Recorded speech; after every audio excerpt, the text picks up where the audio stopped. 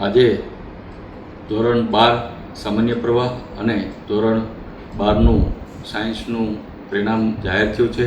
તેમાં પાસ થનારા તમામ વિદ્યાર્થીઓને અભિનંદન પાઠવું છું, સમગ્ર ગુજરાતના વિદ્યાર્થીઓને।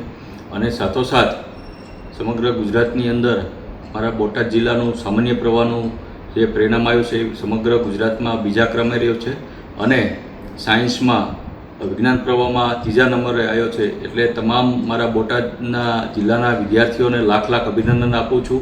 તમે ખૂબ મહેનત કરી અને બોટાદ જિલ્લાનું બોટાદનું આપણું નામ સમગ્ર ગુજરાત લેવલે આગળ વધાર્યું છે, તે બદલ ધારાસભ્ય તરીકે આપને દરેક વિદ્યાર્થીઓને અને એમના વાલીઓને લાખ લાખ અભિનંદન પાઠવું છું। સાથોસાથ ગુરુજનોને પણ અભિનંદન પાઠવું છું। અને જે મારી બોટાદની સરકારી શાળાઓનું 100% રિઝલ્ટ જ્યાં આવ્યું છે એને હું મારી ધારાસભ્ય MLA ગ્રાન્ટમાંથી આજે 5 લાખ રૂપિયા એના શાળાના સર્વાંગી વિકાસ માટે આજે હું મારી 5 લાખની MLA ગ્રાન્ટ જાહેર કરું છું।